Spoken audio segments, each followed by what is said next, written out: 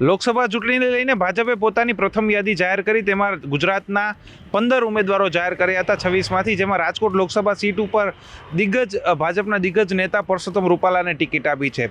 ભાજપની વાત કરવામાં આવે તો ભાજપ છે તે રાજકોટ લોકસભા સીટ ઉપર કડવા પાટીદારને ટિકિટ આપતું રહ્યું છે ને અહીંયાથી કડવા પાટીદાર જ જીતતા આવ્યા છે. 2009ને વાત કરવામાં આવે તો અહીંયા પાટીદાર સમાજના ઉમેદવારો જીતતા આવ્યા છે ને 2014 અને 2019માં મોહન કુંડારિયા જે કડવા પાટીદાર સમાજમાંથી આવે છે તેમને ભાજપ ટિકિટ આપ્યું છે ને ભાજપ છેલ્લા 2 ટર્મથી કડવા પાટીદાર સમાજના ઉમેદવાર જીતી પણ રહ્યા છે. આ વખતેની વાત કરવામાં આવે તો આ વખતે પણ કડવા પાટીદાર સમાજમાંથી આવતા પરસોત્તમ રૂપાલાને ભાજપે ટિકિટ આપી છે ને એક પ્રકારે દિગ્ગજ પાટીદાર નેતાને ભાજપે રાજકોટ લોકસભા સીટ ઉપરથી મેદાનમાં ઉતારતા ક્યાંક ને ક્યાંક જે સામેનું પક્ષ છે વિપક્ષ છે તેમના માટે પણ મુશ્કેલીઓ વધારી છે. કારણ કે કોંગ્રેસ પાસે હાલ રાજકોટ લોકસભા બેઠક ઉપર જો વાત કરવામાં આવે તો કોઈ એવો મોટો દિગ્ગજ કડવા પાટીદાર નેતા નથી કે જે પરસોત્તમ રૂપાલાને ટક્કર આપી શકે. લલિત કગથરા એક નામ સામે આવી રહ્યું છે, પરંતુ તે પણ જે ગત વિધાનસભા ચૂંટણી છે તે હારી ગયા છે. 2019માં પણ મોહન કુંડારિયાની સામે લલિત કગથરા લડ્યા હતા,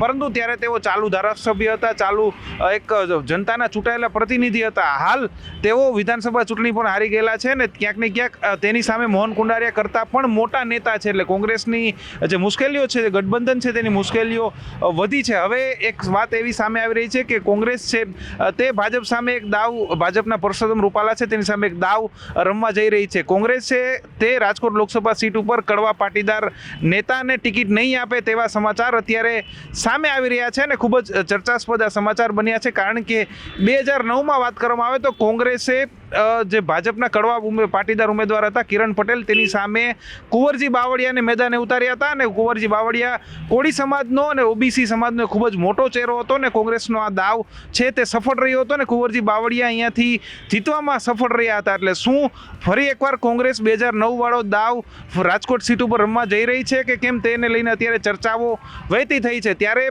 કોળી સમાજમાં સારું એવું નામ ધરાવતા વિક્રમ સોરાણી જે રાજકોટના જ છે ને કોળી સમાજનું સારું એવું નામ ધરાવે છે તેને પણ ટિકિટ આપી શકે વિક્રમ સોરાણીને, તેવી અત્યારે ચર્ચાઓ વહેતી થઈ છે. આ ઉપરાંત લેવા પટેલ સમાજમાંથી આવતા દિગ્ગજ કોઈ પાટીદાર નેતા છે, આયાતી પાટીદાર નેતા, તેને પણ કોંગ્રેસ ટિકિટ આપી શકે તેવી પૂરેપૂરી શક્યતાઓ છે તે અત્યારે વ્યક્ત કરવામાં આવી રહી છે. અને તમામ રાજકારણના જે બજાર છે તેમાં આ અત્યારે જે ચર્ચા છે તે વહેતી થઈ છે કે જે આયાતી લેવા પાટીદાર ઉમેદવાર હોય તે કદાચ પરેશ ધાનાણી પણ હોઈ શકે છે. છેલ્લા કેટલાક દિવસથી આ ચર્ચા પણ ચાલી રહી છે કે પરેશ ધાનાણીને જે તેમના જ અમરેલી જિલ્લાના મૂળ અમરેલીના જે રાજકોટથી પરસોત્તમ રૂપાલાને ઉતારવામાં છે તેની સામે જ પરેશ ધાનાણીને અહીંયા ઉતારવામાં આવે.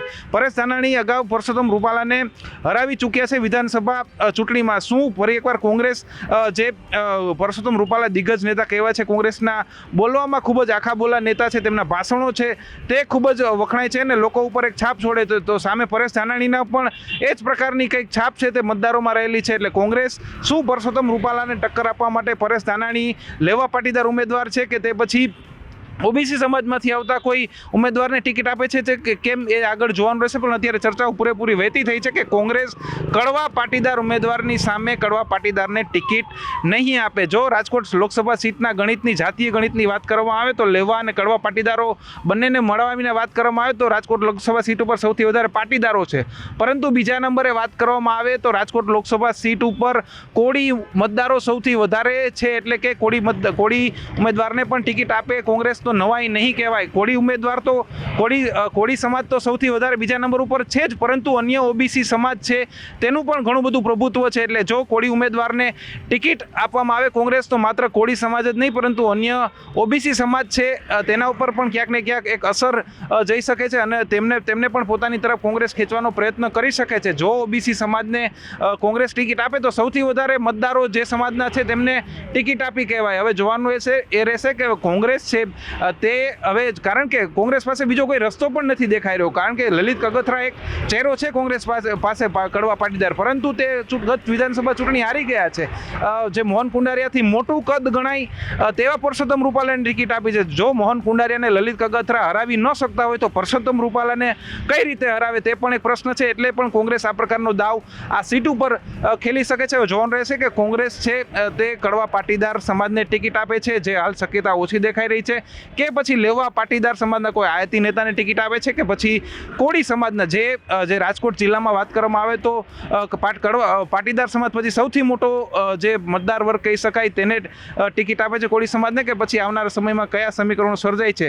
હાલ આ ચર્ચાઓ જે વહેતી રહી છે તેના લીધે રાજકોટ લોકસભા સીટનું જે ગણિત છે તે એકદમ રસપ્રદ થઈ ચૂક્યું છે ને આવનારા સમયમાં જોવાનું રહેશે કે હવે કોંગ્રેસ છે તે પરસોત્તમ રૂપાલા જેવા દિગ્ગજ નેતાની સામે કોને મેદાને ઉતારે છે. રોનક મજીઠિયા, ગુજરાત તક, રાજકોટ.